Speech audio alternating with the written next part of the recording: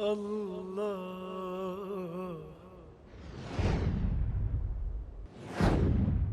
القرآن زي ما دلنا على سكة نور وسعادة، وصل لنا قصص الحيوان نتعلم منها زيادة، علشان ربنا بيحبنا نزل لنا أحلى رسالة فيها محبة وخير وسلام، رحمة من المولى تعالى. والكل حيوان معجزة، حكايات كتير عبرة وعظة، تعالوا نفهم الحكاية وإيه غرضها وقصدها. مضروبة لينا الأمثلة، سهلة وبسيطة المسألة، حلوة الحياة طول ما القلوب خايفة يا ناس على بعضها.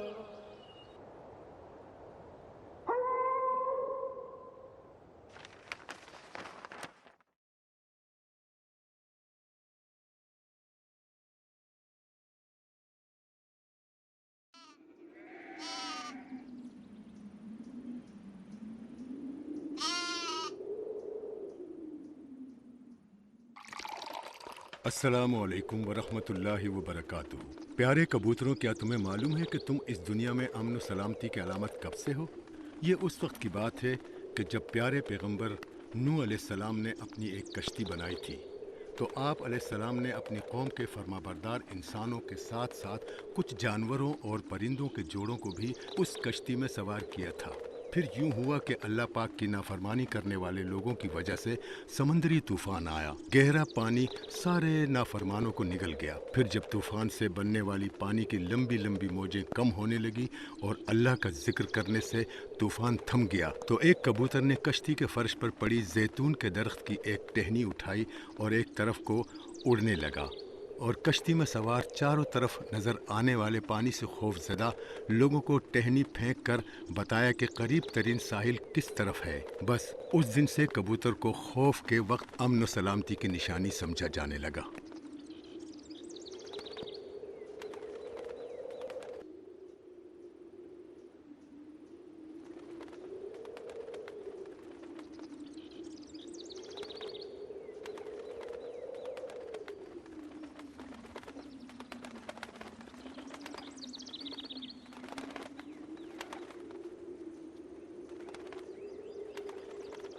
हमारे उस्ताद जी को क्या हुआ जो इतने आराम से उड़ रहे हैं? हमारे पर लंबी उड़ान भरने और दूर तक सफ़र करने की वजह से थक गए हैं।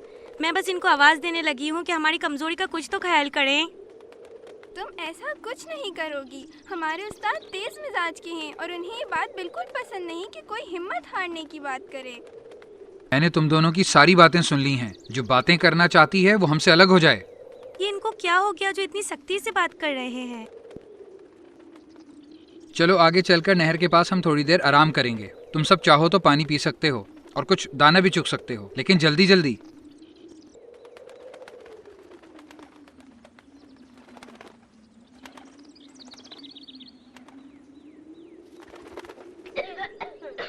तुम ठीक तो हो ना? क्या हुआ? जी मैं बिल्कुल ठीक हूँ उस्ताद मोहतरम। शायद तुम्हारी आंख में मिट्टी का जर्रा चला गया था। अब ठीक से अपनी दोनों आंखें खोलो। क्या कोई खतरे की बात है? हाँ, नहीं, खतरे की कोई बात नहीं है। बस अब हम जल्दी दोबारा उड़ना शुरू करते हैं।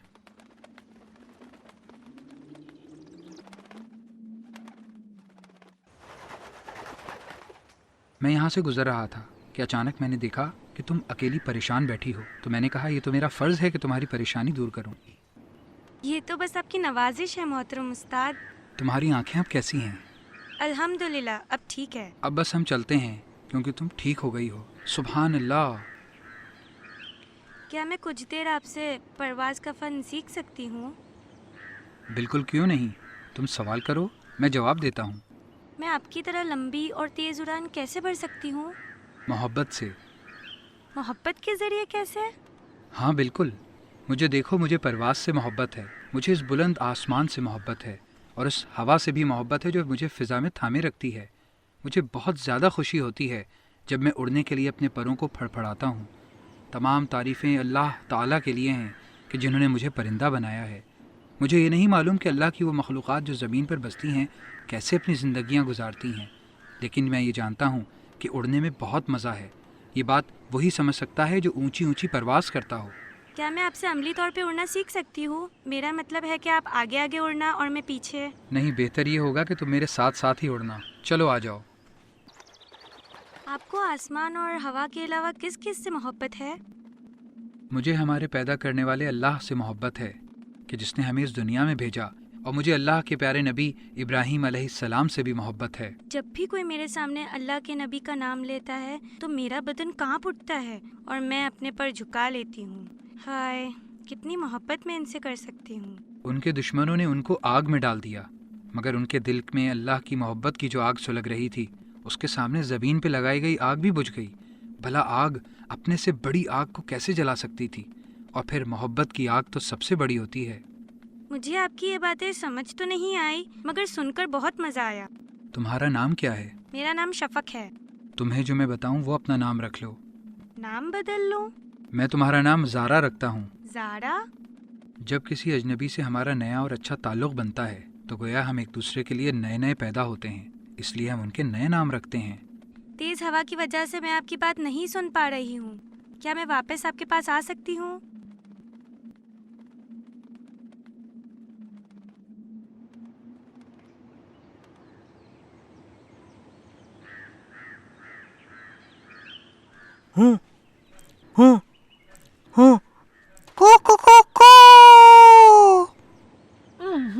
اے مرغے، اپنی آواز سے تنگ کرنا بند کرو۔ کیا تمہاری وجہ سے ہم گھر میں کچھ دیر آرام بھی نہ کریں؟ چپ ہو جاؤ سسمور کہیں کے، چپ ہو جاؤ۔ میں تو اپنی ذمہ داری پوری کر رہا ہوں، اور اس اذان کے ذریعے ہم سب کے آقا اور اللہ کے دوست ابراہیم علیہ السلام کو نیا دن شروع ہونے کی اطلاع دے رہا ہوں۔ تمہیں یہ کس نے کہا کہ وہ اس وقت سو رہے ہیں؟ وہ تو ہمیشہ ہی اللہ کا ذکر کرتے ہیں یا پھر نماز پڑھ رہے ہوتے ہیں۔ اس کا یہ مطلب تو نہیں کہ میں اپنی ذمہ داری پوری کرنا چھوڑ دوں۔ میرے کھانے پینے کا انتظام اسی وجہ سے کیا جاتا ہے کہ میں تیز آواز میں اذان دیتا ہوں اور لوگوں کو صبح سویرے جگاتا ہوں۔ تم اپنے لیے خود ہی وہ کام ڈھونڈ رہے ہو جو تمہیں کسی نے بھی نہیں کہا۔ تمہاری خود کی کیا ذمہ داری ہے بتانا ذرا۔ ہاں کیا یہ کافی نہیں کہ لوگ میری خوبصورتی، میرے رنگین پر اور میرے پر پھیلانے کے انوکھے انداز کے بارے میں سوچتے ہیں؟ کیا تمہیں اپنے آپ سے شرم نہیں آتی؟ کچھ تو رحم کرو۔ روز صبح جب میں نیند سے جاگتا ہوں تم دونوں اسی بات پہ لڑ جھگڑ رہے ہوتے ہو۔ اس مرغے کو بتاؤ کہ ہم دونوں میں سے اللہ کے نبی کے لیے کون سب سے زیادہ فائدہ مند ہے؟ کائیں تم دونوں ہی بیکار ہو۔ ابراہیم علیہ السلام ہمیں جو کچھ کھلاتے پلاتے ہیں وہ کسی فائدے کے لیے نہیں بلکہ صرف اللہ کی خوشی کے لیے کرتے ہیں، نہ تو تمہارے صبح اذان دینے کی وجہ سے اور نہ مور کے چھن ناچنے کی وجہ سے۔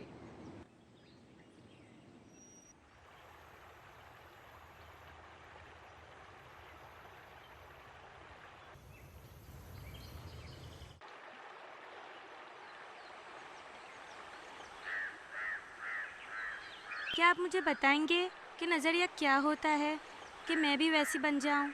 نظریہ عمل کے لیے آمادہ کرنے والے خیالات کا نام ہے۔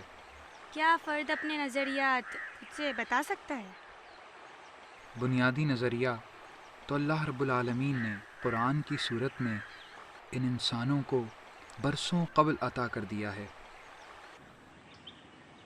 لیکن وہ اس نظریے پر عمل کیوں نہیں کرتے؟ عمل کا تعلق محبت سے ہے۔ جس طرح ہمیں اڑان سے محبت ہے۔ اب میں اڑان کا سبق لینا چاہتی ہوں۔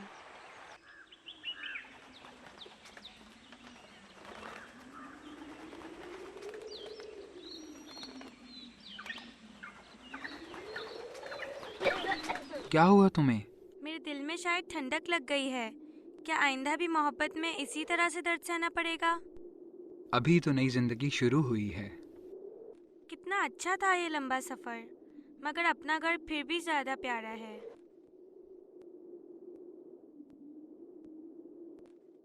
تو پھر آپ کا اصلی وطن کون سا ہے؟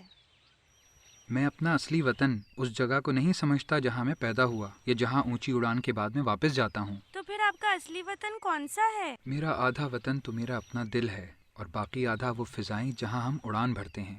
زارا، تو میری آواز سن سکتی ہو؟ बेचारी सो गई है। ये सफ़र सच में काफ़ी लंबा था और उसने आज सारा दिन कुछ खाया भी नहीं। ओह, मैं कैसे कुछ खिलाना भूल गया।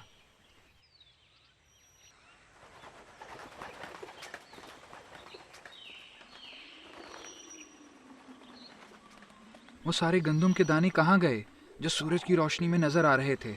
ओह, मैं थोड़ा और ऊपर होकर उड़ता हूँ ताकि अपना रास्ता ढूंढ सकूं। मेरी आंखें मुझे धोखा दे रही हैं और मेरे पर मुझे तकलीफ दे रहे हैं। लगता है मेरा जहन भी काम नहीं कर रहा। खुदाया, मैं कहाँ हूँ?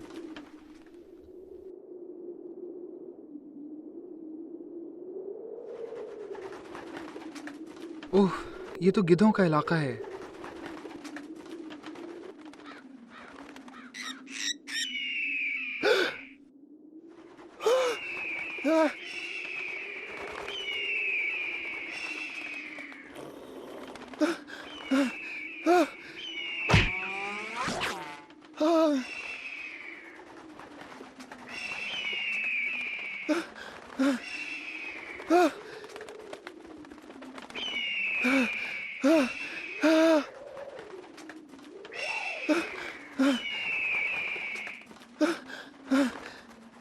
या अल्लाह, मुझे बचा ले। आ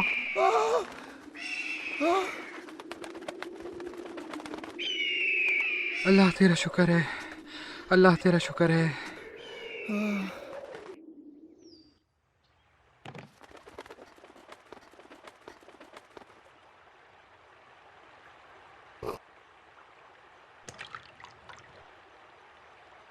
मैं कहाँ हूँ? अल्हम्दुलिल्लाह, आप अपने घर में हैं।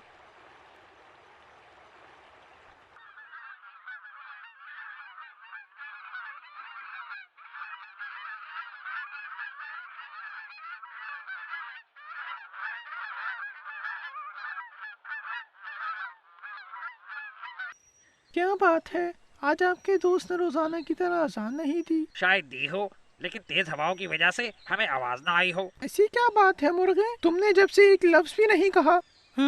बात ही ऐसी है। नहीं नहीं, हम यकीन करेंगे। तुम बताओ क्या बात है। मैं फजर से पहले उठा था तो मैंने इब्राहिम अलैहिस्सलाम की आवाज़ सुनी। वो अपने रब से दुआ मांग रहे थे और सवाल कर रहे थे कि अल्लाह मियाँ, क़यामत के दिन ये मुर्दे कैसे जिंदा होंगे। इसके बाद मैंने 4 तरह के परिंदों को ज़िबा किए जाने का तज़किरा भी सुना।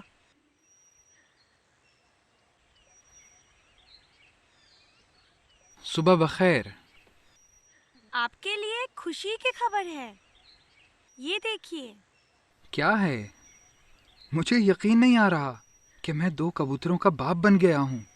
अल्लाह पाक इन दोनों की ज़िंदगियों में बरकत अता फरमाए। अच्छा सुनो, एहतियात करना और कोई भी काम ना करना। मैं नाश्ता लेकर आता हूँ। मुझे यहाँ क्या मिलेगा? यहाँ तो कोई भी दाना पड़ा हुआ नज़र नहीं आ रहा। ये क्या हो रहा है? मुझे ऐसा लग रहा है जैसे कोई बड़ी ताकत मुझे इस रास्ते पर चलने पर मजबूर कर रही है। ऐसा लग रहा है जैसे कोई मुझे किसी ख़ास मिशन पे भेज रहा हो। हम कितने खुशकिस्मत हैं। हम इब्राहिम अलैहिस्सलाम के घर के पास उड़ते हैं और इस फिज़ा में सांस लेते हैं जिसमें इब्राहिम अलैहिस्सलाम सांस लेते हैं। हमारे प्यारे नबी इब्राहिम अलैहिस्सलाम ने आपके बाबा को अपने हाथों में उठाया और फिर इनको एक हाथ से पकड़ा और दूसरे हाथ में एक चमकदार चीज़ थामी। नहीं, ऐसा कैसे हो सकता है? नहीं, क्या वो उनको ज़िबा कर देंगे? हमारे आका पैगंबर, मैं आपके आगे हाथ जोड़ती हूँ, आप इन्हें ज़िबा ना करें। नहीं, नहीं। मगर जो इल्म और ईमान से बहरामंद किए गए थे वो कहेंगे कि खुदा के नविश्ते में तो तुम रोज़े हश्र तक पड़े रहे हो, सो ये वही रोज़े हश्र है, लेकिन तुम जानते न थे।